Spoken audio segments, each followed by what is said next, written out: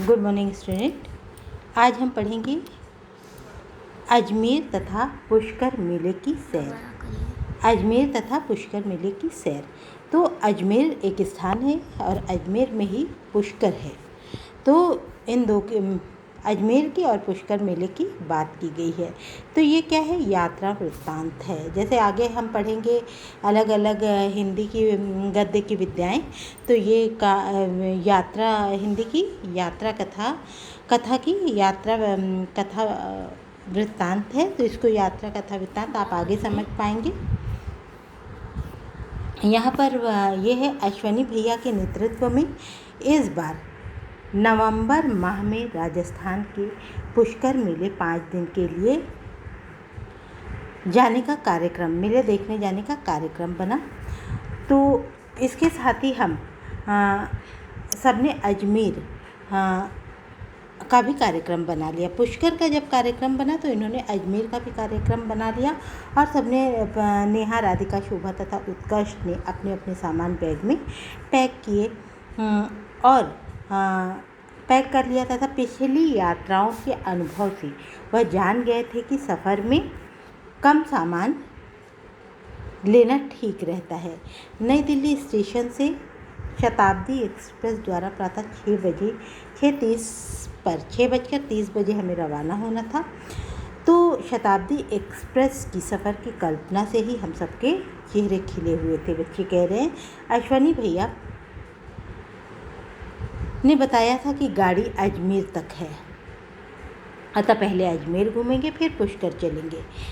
तो ट्रेन में हम सब ने खूब बातें की, मस्ती की। शोभा ने अश्वनी भैया से कहा कि वे अजमेर के बारे में कुछ बताएं। तो इस तरह से ये अश्वनी भैया ने बताया कि अजमेर उन्होंने बताया कि अजमेर एक ऐतिहासिक स्थल है। इसे अजमेर शरीफ भी कहते हैं। यह अरावली की पहाड़ियों के मध्य तारागढ़ नामक पहाड़ी के आसपास बसे अजमेर की स्थापना चौहान राजा अजयपाल ने 7वीं शताब्दी में की थी। इसको बताया कि इसकी अजमेर शरीफ या अजमेर शहर की स्थापना, अजमेर शरीफ तो अपने आप में एक अद्भुत चीज़ है और लेकिन अजमेर की स्थापना अजयपाल ने 7वीं शताब्दी में की थी। बाद में समय पर यहाँ पर अंग्रेज़ों और राजपूत तथा मुग़ल का अधिकार होता रहा, आधिपत्य अर्थात अधिकार रहा, किंतु इसकी प्रसिद्धि किसी शासक के शौर्य के कारण नहीं हुई, बल्कि इसकी जो प्रसिद्धि हुई वो सूफ़ी संत के कारण हुई, सूफ़ी संत के कारण है।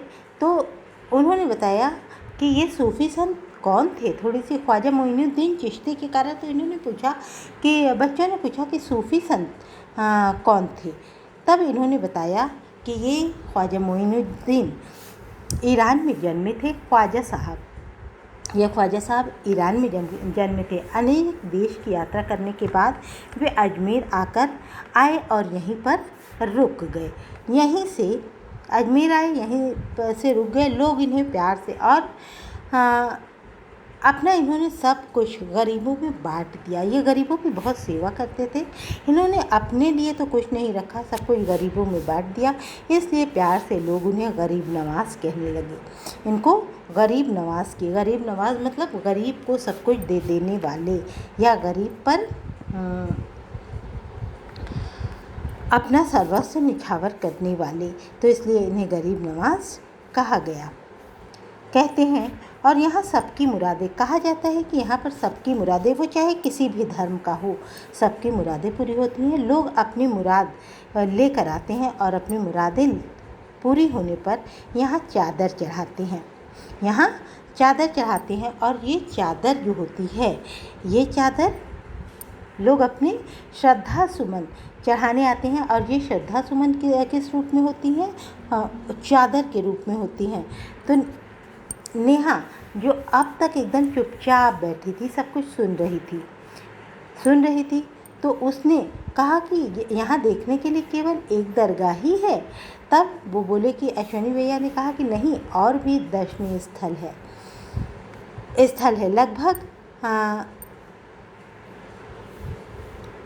और भी दर्शन हम सब देखेंगे। लगभग 1 बजे तक अजमेर में टैक्सी द्वारा हम सब राजस्थान पर्यटन स्थल पहुँचे। फिर हम लोग कहाँ गए, अभी तो ट्रेन में इनको पूरी कहानी बताई गई अजमेर शरीफ के बारे में। फिर ये टैक्सी द्वारा, ट्रेन से उतरकर टैक्सी द्वारा राजस्थान के पर्यटन स्थल पहुँचे। पर्यटन स्थल का नाम था खादिम।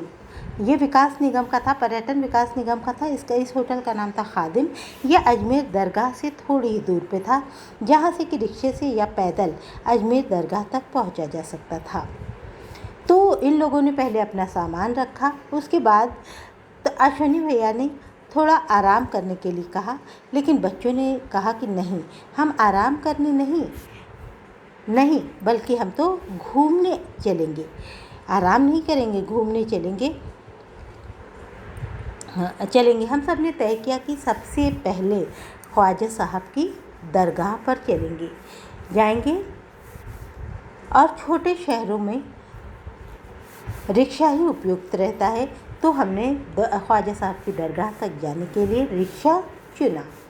और जब हम दरगाह के निकट पहुँचे तो देखा कि पूजा के सामान से, जिसको यहाँ पर पूजा को फातिया कहते हैं, तो इस सामान से सजी दुकानें थीं, जिसमें गुलाबी रंग के देसी गुलाब से हर दुकानें सजी पड़ी थी। यहाँ और किसी प्रकार के फूल नहीं दिखे, लेकिन बस बेला और गुलाब दिखा। तो इससे लगता था कि यहाँ के पूजा में किसी और फूलों को महत्व नहीं दिया जाता, बल्कि गुलाब और बेलों को महत्व दिया जाता है, जो कि बहुत ही सुंदर लगते हैं। बच्चों की इच्छा पूरी करने के लिए अश्विनी भैया ने एक चादर खरीदी। बच्चों ने कहा कि अश्विनी भैया, हम भी एक चादर खरीदें और दरगाह पर चादर चढ़ाएं। और तब सबने अपने सिर ढककर दरगाह पर चादर चढ़ाई। तभी नेहा की दृष्टि बड़े से बर्तन पर पड़ी।